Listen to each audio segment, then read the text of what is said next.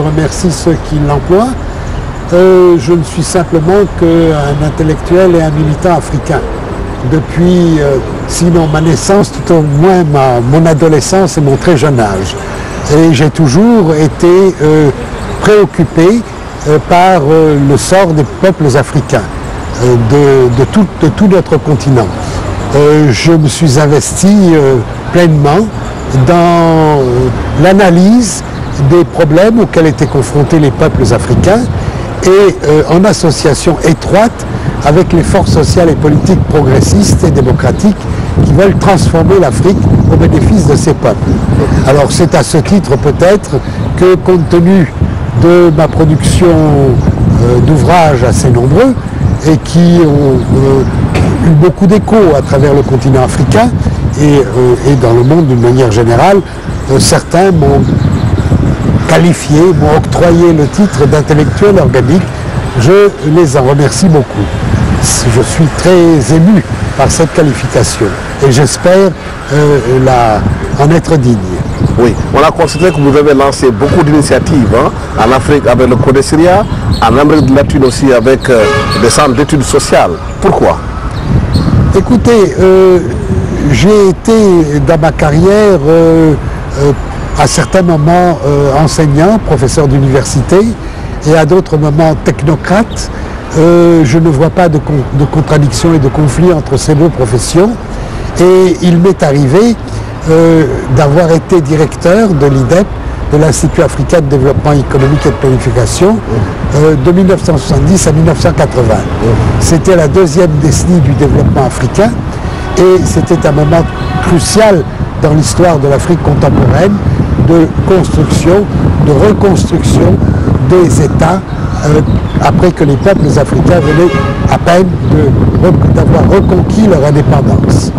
Bon, et j'ai pensé que l'IDEP devait être un centre pas seulement d'enseignement, mais également d'organisation de débats, de réflexion et de recherche sur les problèmes africains, sur les problèmes auxquels étaient confrontés, les défis auxquels étaient confrontés les peuples africains. Mais j'ai pensé également qu'une seule institution ne suffirait pas à cela et qu'il fallait créer parallèlement d'autres institutions dont j'ai effectivement participé avec quelques autres collègues africains à la création du Codesria qui vient de fêter son 40e anniversaire il y a quelques jours. J'ai également lancé le programme à peu près à la même époque de l'ENDA Tiers-Monde, qui était ENDA Afrique à l'époque et qui est devenue ENDA Tiers-Monde, c'est-à-dire une organisation de réflexion sur les problèmes, les dimensions écologiques du développement et les défis écologiques du développement sur le continent africain et ailleurs dans le tiers-monde. Et puis j'ai également contribué à la création du Forum du Tiers-Monde, qui est un réseau de think tanks, comme on dit en anglais, c'est-à-dire de centres de réflexion et de débat des trois continents, Asie, Afrique et Amérique latine. Parce que j'ai pensé que nous avions besoin de partager nos expériences, nos réflexions à travers les trois continents qui constituent ensemble ce que j'appelle les périphéries du système capitaliste impérialiste global dominant. Et ce forum du tiers-monde a été créé à peu près à la même époque. Quand j'ai quitté l'IDEP en 1980, j'ai pris la direction du forum du tiers-monde dont le siège est également à Dakar et l'est toujours. Je suis très heureux. D'ailleurs, je suis devenu, je dirais, un citoyen sénégalais. C'est-à-dire que je me sens à home, chez moi, aussi bien au Sénégal que dans mon pays d'origine, l'Égypte. Mais si vous avez créé ces instituts en Afrique, en Amérique latine et en Asie, c'est par rapport à votre théorie que vous développez souvent, le centre développé et la périphérie. Aujourd'hui, qu'est-ce que ces institutions ont pu apporter par rapport au débat entre le centre et la périphérie? Oui, il y a disons, à l'intérieur du Forum du Tiers-Monde, c'est-à-dire des groupes de réflexion asiatiques, africains et latino-américains, un dénominateur commun. Ce dénominateur commun ce n'est pas la théorie de Samir Amin sur le centre et la périphérie. C'est plus large que cela. C'est une position de principe que le développement n'a de sens que s'il le permet à l'ensemble de la nation, c'est-à-dire à ces classes populaires, d'en être les bénéficiaires. Le développement n'a pas de sens s'il n'est pas accompagné par une amélioration immédiate, sensible, du niveau de vie, des conditions de vie de l'ensemble de la population et en particulier des couches les plus déshéritées, des couches populaires, des travailleurs.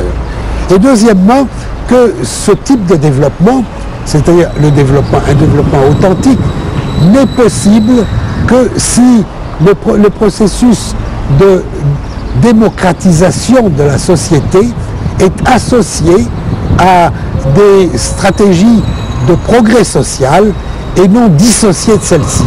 Ce que nous voyons dans le monde actuellement existant, c'est que la démocratie, qui est souvent une farce quand elle existe, n'est pas associée au développement, au progrès social, mais le plus souvent associée à la régression sociale, au désastre social même, et ça ne peut pas marcher, ça décrédibilise, enlève sa légitimité à la démocratie, à la démocratisation, et ça rend impossible un processus véritable de développement. L'autre dimension de ce dénominateur commun, c'est que ce processus de démocratisation associé, et démocratisation, je reviendrai sur le sens de ce terme, si vous voulez, associé au progrès social, ne peut pas avancer sans l'affirmation de la souveraineté nationale, c'est-à-dire de faire de nos pays, des pays du monde, des partenaires moins inégaux. On n'est jamais totalement égal, mais moins inégaux dans le système mondial, de façon à ce qu'ils deviennent des acteurs actifs, des participants actifs au façonnement de la mondialisation et non des sujets passifs à qui on impose l'ajustement structurel, l'ajustement aux exigences d'une mondialisation qui bénéficie à d'autres exclusivement.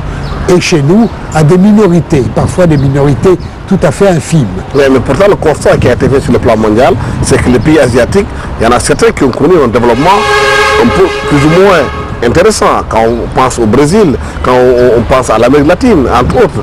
Et à ce même moment, les pays africains n'ont pas connu ce développement. La Chine a connu aussi certains développements auto-centrés sur la culture chinoise. Je vais y venir, mais nous devons avoir une vision plus large. Nous devons avoir une vision plus large. L'Afrique, en 1960, sortait de la nuit noire de la colonisation. Et je n'emploie pas ce terme pour faire polémique. C'était véritablement un système odieux, le système colonial. J'en donne comme exemple qu'au moment de son indépendance, le Congo belge avait 9 diplômés de l'enseignement supérieur. 9, pas même 10. Bon, l'Afrique a fait des pas gigantesques au cours des décennies de son indépendance. On ne peut pas le nier. Je reprends l'exemple du Congo, qui est aujourd'hui la République démocratique du Congo. 9 diplômés de l'enseignement supérieur en 1960, combien aujourd'hui? 300 000 à peu près. Autrement dit, et pourtant le Congo, Kinshasa, avait connu sous le nom de Zaïre l'un des régimes les plus odieux, le régime de Mobutu. Et en dépit de cela, l'un des régimes les plus odieux en Afrique a fait 1000 fois, 3000 fois, 30 000 fois mieux que la colonisation belge. Alors, quand on nous dit que l'Afrique indépendante n'a pas progressé, c'est totalement contraire à la réalité. Pour les gens de mon âge, qui ont connu l'Afrique au sortir de la nuit noire de la colonisation, le changement qu'il y a eu en Afrique, avec tous ses aspects positifs, mais également limités et négatifs, est un changement fabuleux. Et dans l'ensemble, allant vers le progrès, mais avec des faiblesses gigantesques encore. Alors, ne disons pas donc que l'Afrique, les peuples africains, je ne suis pas un afro-pessimiste, je constate que les peuples africains ont surmonté le désastre criminel qu'a qu'a été la traite esclavagiste, puis le second désastre criminel qu'a été la colonisation. Alors, ils surmonteront les problèmes auxquels ils sont confrontés aujourd'hui, j'en suis persuadé. Mais ça prendra du temps. Alors, quand on compare l'Afrique avec l'Asie et avec l'Amérique latine, on doit prendre en considération ces données. L'Asie est très différente. L'Asie, d'abord, est formée de pays, et certains sont des géants par leur population et par leur taille. La Chine, 1,3 milliard d'habitants, l'Inde, 1 milliard d'habitants. Les pays de l'Asie du Sud-Est ont parfois 300 millions d'habitants, comme l'Indonésie, et ne sont jamais en dessous de 80 ou 100 millions d'habitants. Ce sont de grands pays. Les pays, et ces pays, certains ont été colonisés, comme l'Inde, comme certains pays de l'Asie du Sud-Est, d'autres, comme la Chine, ou comme l'Iran, l'Empire perse, ou comme les pays devenus arabes ensuite de l'Empire ottoman, n'avaient pas été colonisés. C'était un avantage dans le sens que, à l'époque moderne, ils se sont retrouvés avec des structures d'État qu'il fallait certainement transformer, moderniser, avec des structures sociales qu'il fallait bouleverser. L'Amérique latine, tout au long du XIXe siècle, et disons de la première moitié du XXe siècle, ont été des États dominés par l'impérialisme, par les forces impérialistes dominantes, la Grande-Bretagne et plus tard les États-Unis. Mais il n'empêche qu'ils étaient déjà constitués. Alors, quand on compare ce que certains pays, et en Amérique latine, nous avons également de très grands pays. Nous avons le Brésil, qui est un pays continent, mais nous avons également le Mexique, qui est un pays dont la population dépasse, je crois, les 120 millions d'habitants à l'heure actuelle. Ce ne sont pas des petits pays. Bon. Alors, quand on compare ce qui a pu être réalisé à l'époque récente, disons au cours des 30 ou 50 dernières années, en Asie, en Amérique latine, avec l'Afrique, il faut prendre cela en considération. C'est vrai, nous sommes en retard. Nous sommes en retard. Pourquoi nous sommes en retard? Je l'ai dit, à cause de la colonisation. C'est ça l'origine de notre retard. Mais vous avez dit tantôt qu'il y a eu quand même des progrès. Il y a eu des progrès. Mais pour autant, il y a quand même une misère extraordinaire en Afrique. Nous allons y arriver. Nous allons y arriver. Il y a eu des progrès, mais rien ne s'efface. Vous savez, l'histoire va moins vite que nous le voudrions. On aimerait bien qu'un nouveau gouvernement, et quand on parlera du Sénégal, peut-être j'y ferai allusion, résolve les problèmes en 5 jours ou en 3 mois. Bon, nous savons que l'histoire est plus lente que cela et demande que les obstacles sont beaucoup plus sérieux, beaucoup plus surmonter ces obstacles demande du temps. Alors, soyons patients, mais en même temps impatients. C'est-à-dire que l'avenir commence aujourd'hui.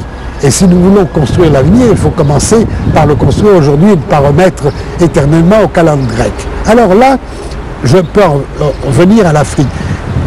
Mais je vais dire quelque chose de l'Asie et de l'Amérique latine avant de venir à l'Afrique pour placer la comparaison. En Asie, vous avez ce que l'on appelle des pays émergents.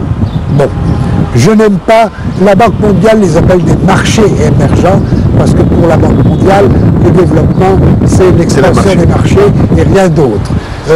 C'est une vision économiste étroite, c'est une vision vulgaire, c'est une vision aliénée, c'est une vision réactionnaire et stupide, je dirais.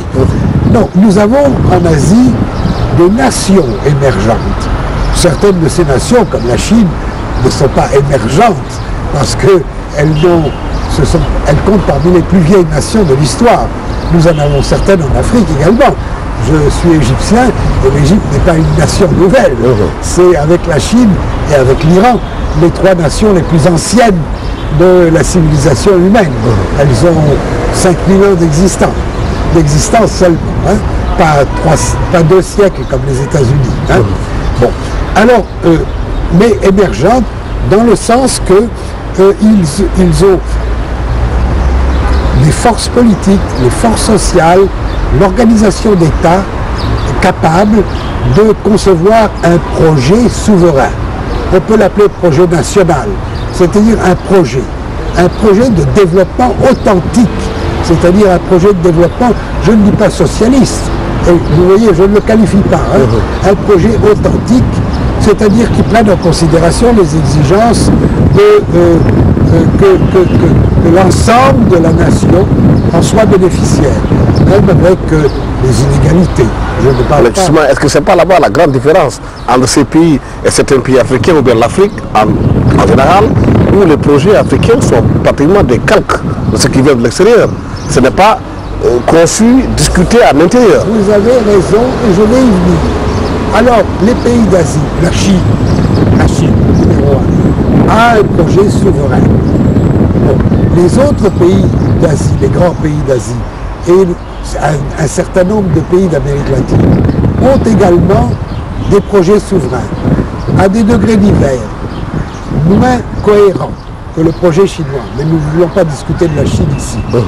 Par contre, lorsque l'on regarde le continent africain, et tout le continent africain, au nord et au sud du Sahara, y compris l'Afrique du Sud, lorsque l'on regarde l'Égypte, lorsque l'on regarde l'Afrique du Nord, le Maghreb, lorsque l'on regarde les pays d'Afrique de l'Ouest, d'Afrique centrale, d'Afrique de l'Est, lorsque l'on regarde les pays d'Afrique australe, y compris l'Afrique du Sud, nous n'avons nulle part, dans le moment actuel, de projet souverain. Pourquoi? Bon. Nous avons eu l'amorce de projets souverains dans les années 60, parce qu'il y avait alors, dans l'enthousiasme de la reconquête de l'indépendance, à des degrés divers, mais dans certains pays, comme par exemple votre voisin, qui est aujourd'hui confronté à des problèmes dramatiques, le Mali, l'amorce d'un projet souverain. Bon, mais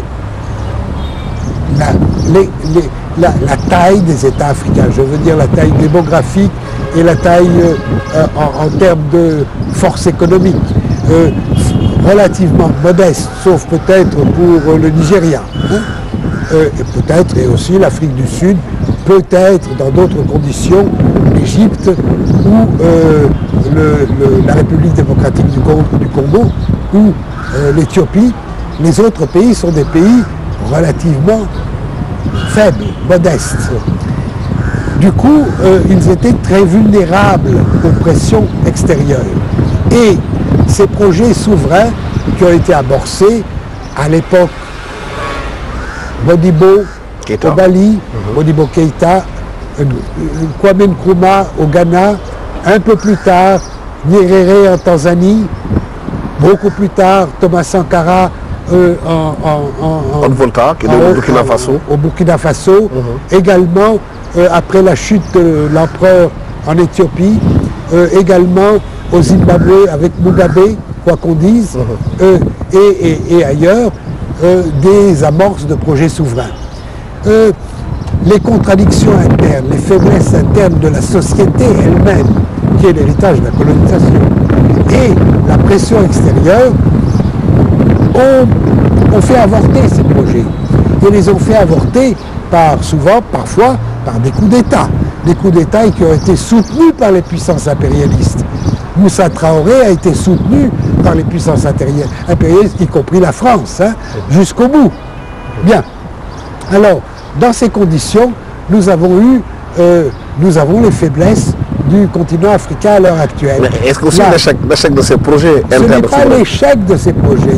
Le fait qu'ils n'aient pas pu aller. C'est la mise en déroute de ces projets. Mais est-ce que la mise en déroute n'est pas justement due quelque part qu'il n'y ait pas de force interne, sociale interne organisée pour ne pas lutter contre la mise en déroute? Il y a toujours une conjonction entre les faiblesses internes et les forces de l'adversaire extérieur.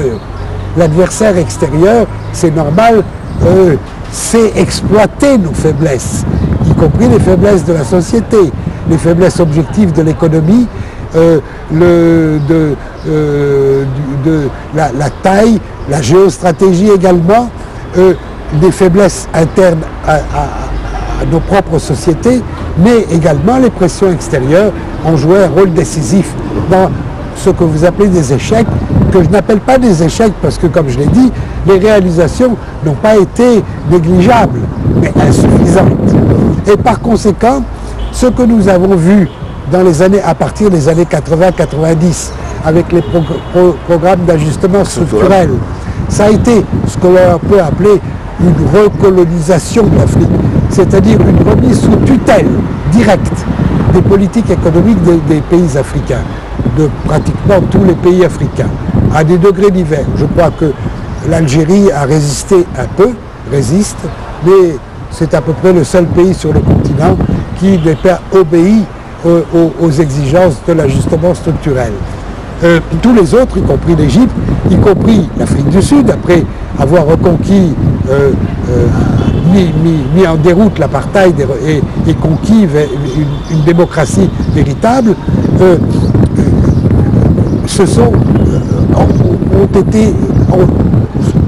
sont rentrés ont été contraints et ont accepté la soumission. Les classes dirigeantes africaines ont une responsabilité dans justement, est-ce que ce n'est pas dû justement aux classes dirigeantes africaines, au manque de leadership de nos dirigeants?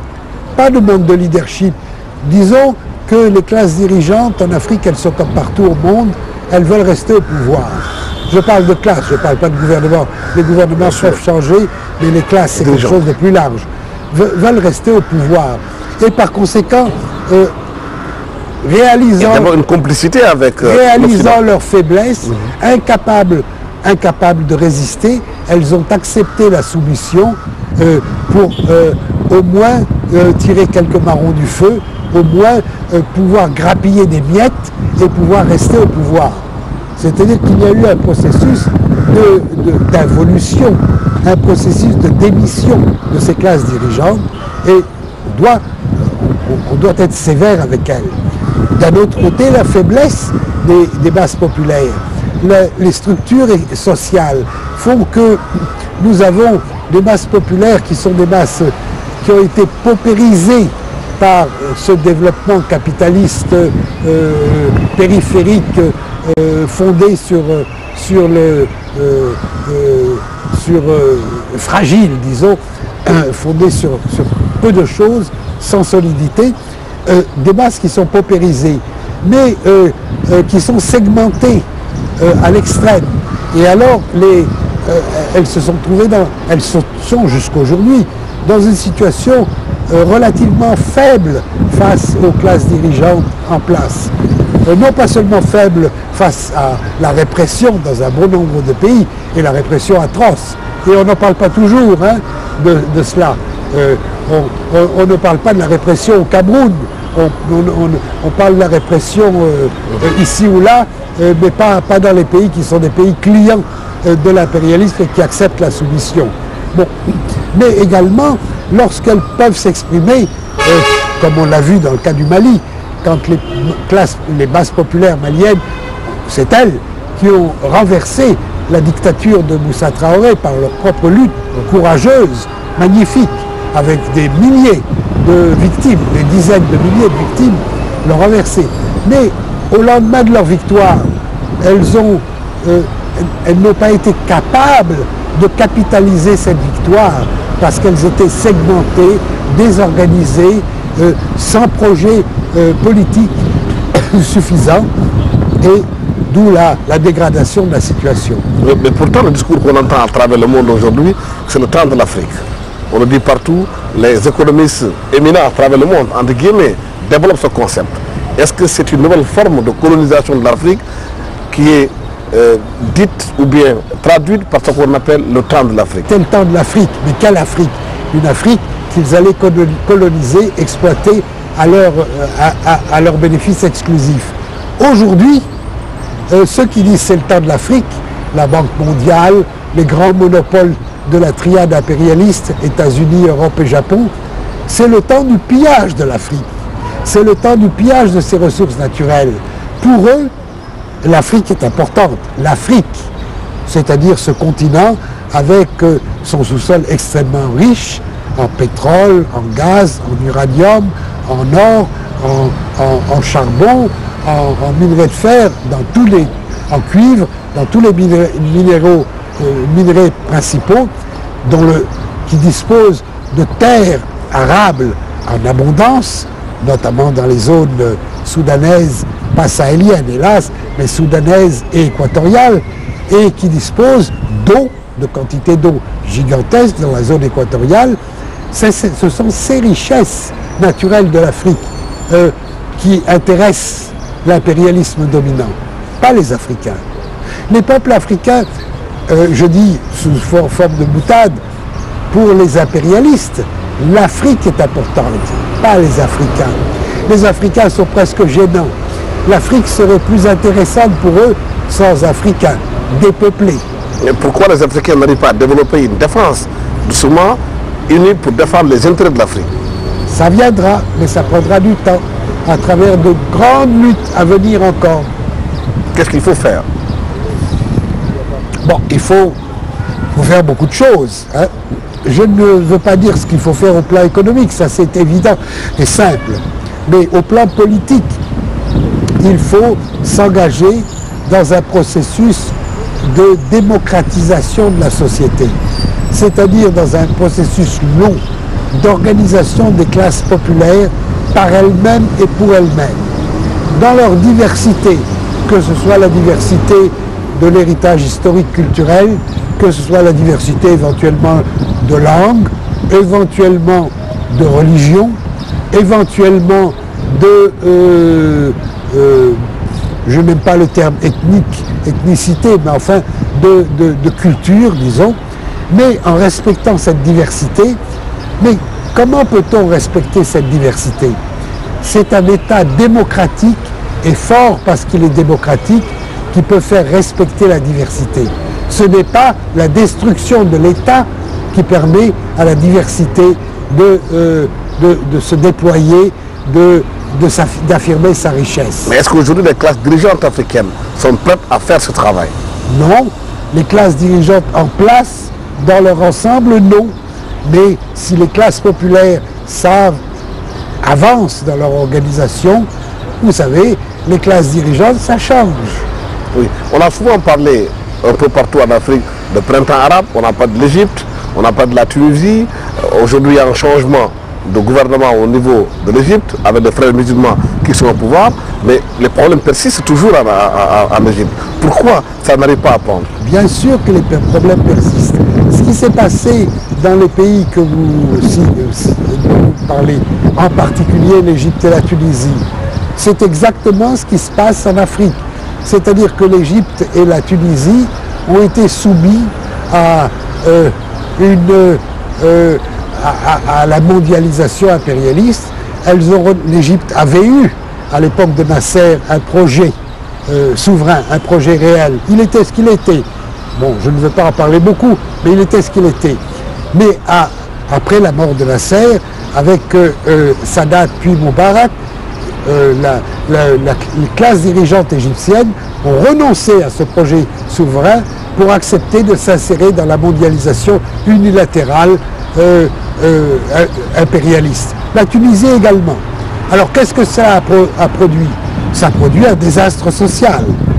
Face au désastre social, les classes dirigeantes ont réagi par l'accentuation de la répression policière, c'est-à-dire se maintenir et maintenir leur insertion dans la mondialisation libérale par la violence policière. C'était intenable, ça devait éclater, et ça a éclaté. Je n'ai pas été du tout surpris en 2011, lorsque ce qu'on appelle la révolution, peu importe le nom, l'explosion fantastique de révoltes populaires en Égypte et en Tunisie ont eu lieu. Il fallait s'y attendre. Mais également, ces révoltes populaires très puissantes, elles continuent à l'être, très puissantes, ont prouvé ne pas être capables par elles-mêmes, d'imposer rapidement une alternative positive, réelle. Parce qu'elles n'étaient pas organisées? Parce qu'elles n'étaient pas organisées. Alors, les classes dirigeantes, en alliance avec des forces réactionnaires qui se déguisent en islam, parce que les frères musulmans ne sont pas des musulmans, c'est un parti politique réactionnaire, bon, qui utilise la religion comme emblème, mais sa caractéristique principale, ce n'est pas d'être un parti musulman ou un parti islamique, c'est d'être un parti réactionnaire, comme la Nahda en Tunisie, exactement, qui sont aussi une branche des frères musulmans. Bon, ont pu être captées, on a dit, elles ont accaparé, elles ont capté le mouvement populaire à leur bénéfice exclusif à travers des élections sans signification, des élections qui n'ont pas de portée réelle et qui ne reflètent pas réellement la maturation progressive du mouvement populaire. Alors nous sommes retrouvés dans la situation actuelle, c'est-à-dire avec deux régimes en Égypte et en Tunisie, dirigés par des frères musulmans, qui continuent la politique de soumission au capitalisme libéral, c'est-à-dire qui continuent une politique réactionnaire, et le mouvement populaire, déçu par cette politique, se retrouve aujourd'hui en conflit ouvert avec les gouvernements de la Nahda en Tunisie et des frères musulmans en Égypte. Et ce mouvement est très puissant. Et je suis très optimiste. De la même manière que le mouvement populaire en Égypte et en Tunisie a eu la peau, si on peut l'appeler ainsi, de Ben Ali en Tunisie et de Moubarak en Égypte, elles auront la peau de ces gouvernements qui se prétendent islamiques, mais qui sont en réalité, je dirais, une insulte pour l'islam, mais qui sont en réalité des organisations, des partis politiques réactionnaires. Le problème, c'est que si elles ne s'organisent pas entre-temps aussi, elles risquent de reproduire le même mouvement aussi. S'il n'y a pas d'organisation, s'il y a des chasses des frères musulmans en Tunisie et en Égypte, on risque de retrouver dans le même scénario. L'histoire est longue. Et il n'y a pas de garantie, il n'y a pas d'assurance contre l'échec en histoire et dans les luttes. Mais il y a des progrès. Vous savez que si vous vous promenez dans les rues du Caire aujourd'hui, vous voyez sur tous les murs du Caire une inscription que tout le monde comprend et qui est magnifique. La révolution n'a pas changé le régime, mais elle a changé le peuple. C'est-à-dire que c'est très beau. C'est-à-dire que le régime est resté le même, il fait la même chose.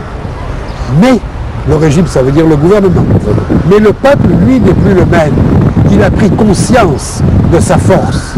Il commence à avoir pris conscience, et il commence à avoir conscience de sa force, et il commence à avoir conscience graduellement de ce que exige une alternative réelle à la poursuite de cette politique de soumission à l'impérialisme. Si on jette le regard chez nos voisins au Mali, avec ce qui se passe aujourd'hui dans ce pays-là, avec des islamistes qui étaient venus s'installer au nord Mali, ce sont des gens qui se disent islamistes, djihadistes, et qui ont voulu la partition du pays. Et cette intervention de la France aujourd'hui au Mali, est-ce que vous diriez, comme beaucoup disent, que c'est des forces impérialistes qui sont encore venues prendre le nord Mali? Attendez. D'abord, pour comprendre la situation au Mali, il faut retourner, faire le parallèle. C'est la même chose avec ces conditions particulières, bien sûr, que ce qui s'est passé en Égypte ou en Tunisie. C'est-à-dire que le premier mouvement, celui qui a mis en bas la dictature de Moussa Traoré, un mouvement populaire gigantesque et dans lequel vous pouvez investir de très grands espoirs. Et moi, personnellement, j'ai été au Mali à ce moment-là et j'étais très enthousiaste. Un très grand mouvement populaire qui a amené, comme vous le savez, deux présidents successifs, Konaré et ATT, Toumani Touré, au Mali. Bon, le Mali a bénéficié d'une démocratie réelle magnifique, liberté de parole, d'organisation, mais elle n'a rien donné.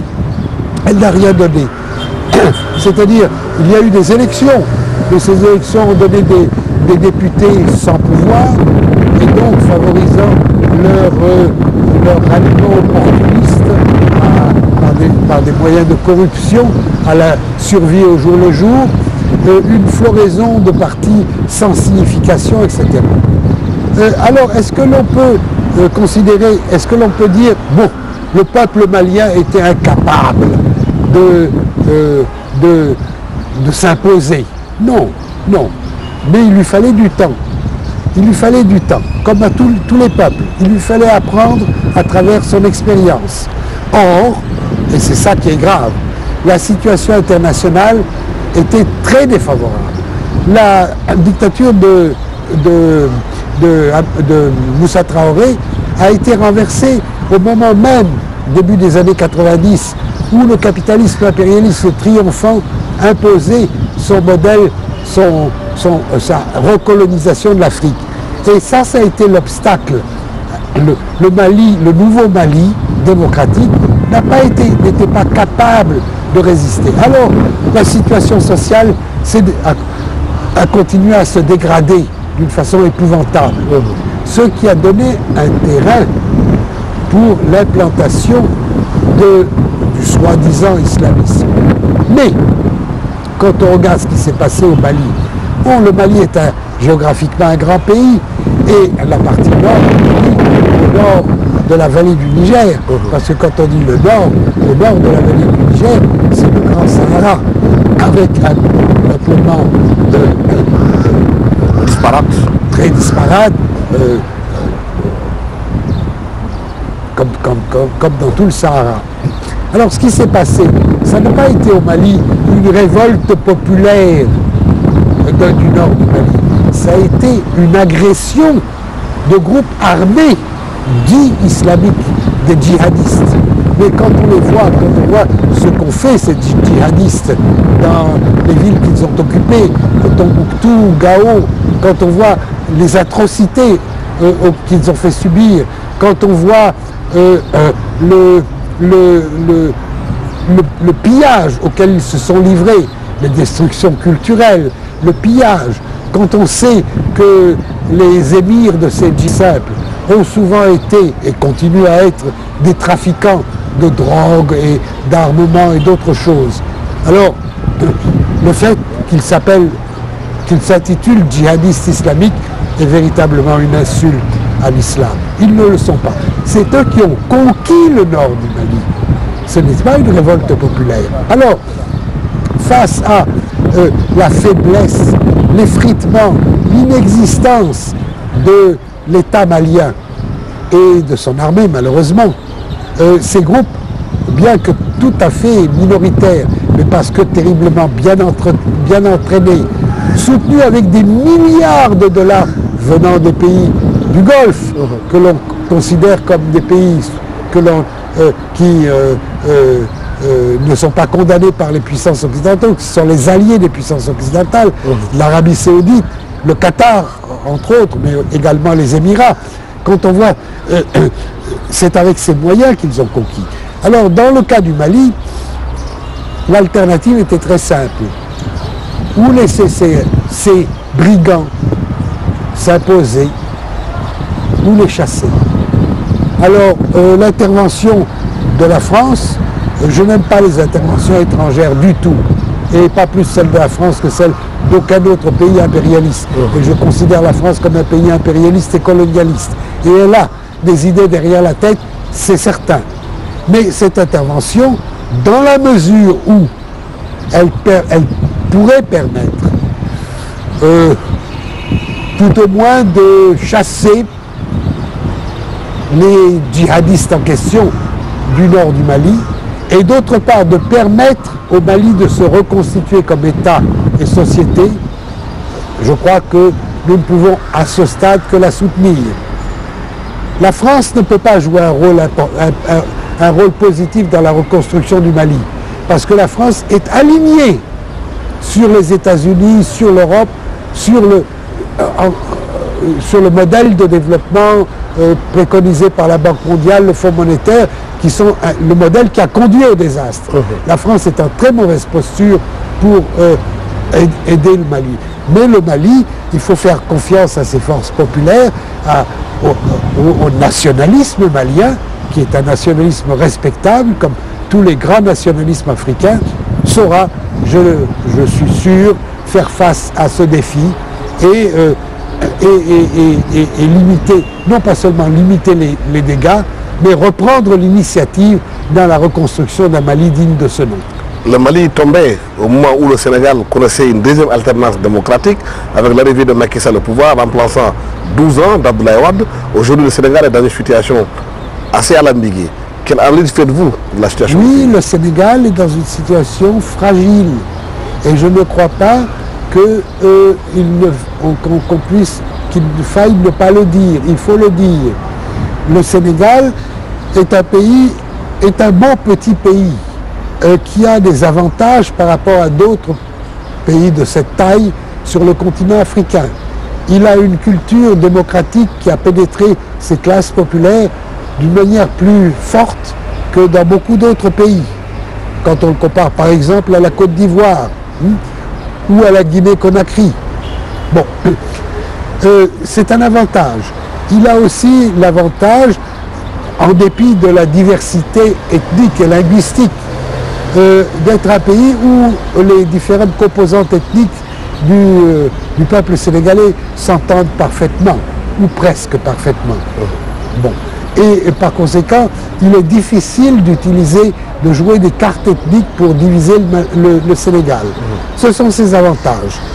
Mais ses faiblesses, c'est d'être un pays dont l'économie est intégralement soumise depuis les plans de réajustement structurel au diktat de la Banque mondiale, du Fonds monétaire international, de l'Union européenne qui ne vaut pas mieux, de l'assistance, de la coopération française et autres et européenne. Justement, pourquoi le Sénégal est incapable de sortir de cet étau?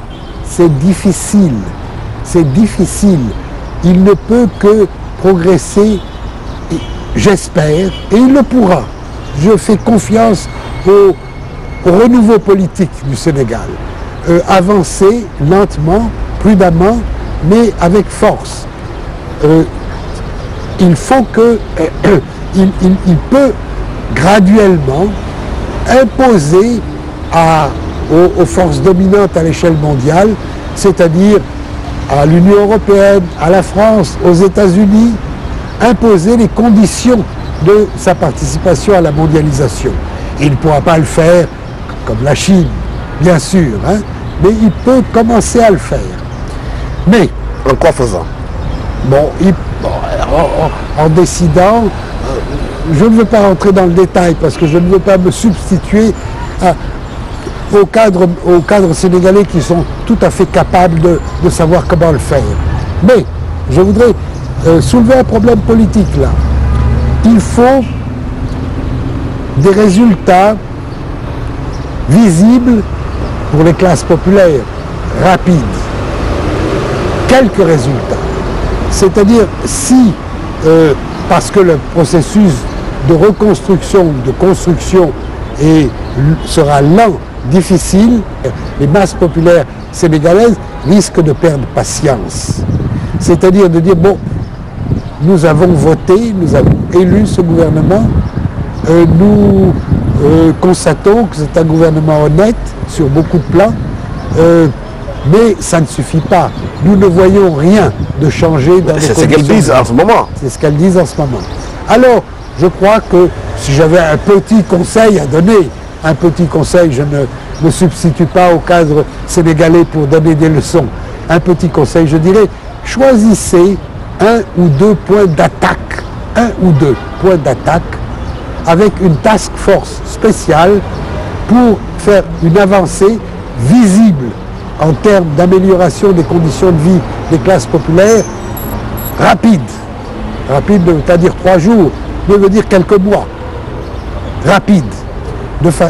Mais pas sur tous les plans, parce qu'on ne peut pas transformer les conditions de vie du peuple sénégalais dans toutes ses dimensions en quelques mois ou même quelques années. Il faut plus de temps que cela. Mais sur quelques points qui sont très sensibles aux conditions de vie. Mais le gouvernement a avancé, par exemple l'agriculture, comme mettre en point l'un des facteurs qui peuvent aider à développer, à lutter contre, oui. amener l'autosuffisance alimentaire. Oui. Mais aujourd'hui, on ne voit pas les choses bouger. Pourtant, au nord du Sénégal, il y a quand même 240 000 hectares. L'autosuffisance alimentaire, la souveraineté alimentaire est un objectif de ce gouvernement et c'est un objectif positif, intelligent. Mais sa réalisation prendra des années.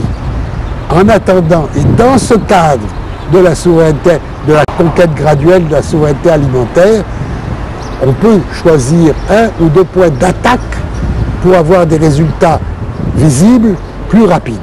Monsieur Semeramine, aujourd'hui, les jeunes sont impatients, ils sont dans les quartiers, ils n'ont pas de travail, ils cherchent comment survivre. Le gouvernement promet des emplois, mais les choses ne bougent pas. Oui, les choses ne bougent pas, les choses bougent lentement.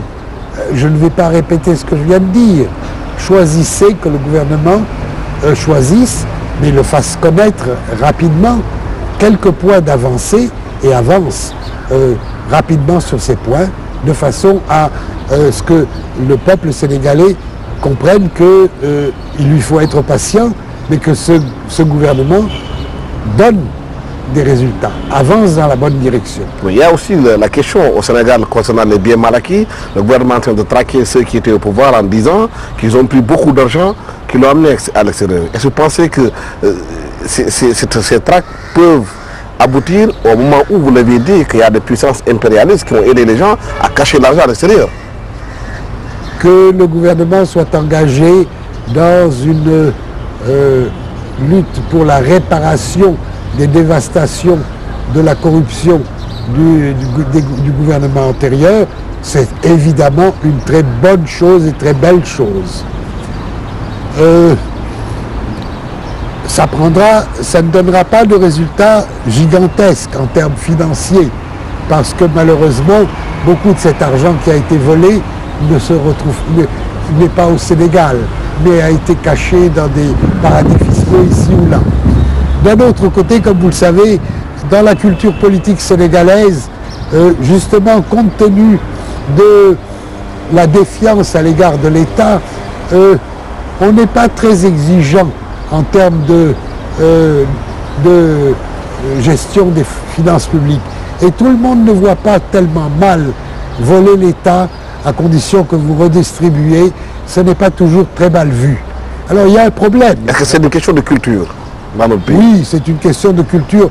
Je ne pense pas que la culture, ce n'était pas la culture de vos ancêtres il y a 3 siècles, mais c'est la culture qui résulte de la colonisation et de la faiblesse des régimes post-coloniaux. C'est la culture moderne, disons. Est-ce que vous croyez à la Banque mondiale qui dit qu'elle peut aider l'État du Sénégal à récupérer l'argent qui est à l'extérieur avec le système stable? Je n'ai jamais cru à la Banque mondiale en quoi que ce soit.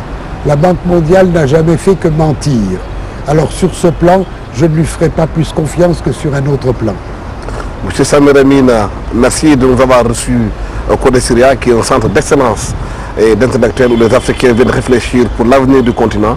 Merci d'avoir été avec nous à Question d'Être. Merci à toute l'équipe technique qui m'a accompagné pour la réalisation de cette émission. Merci. Au revoir.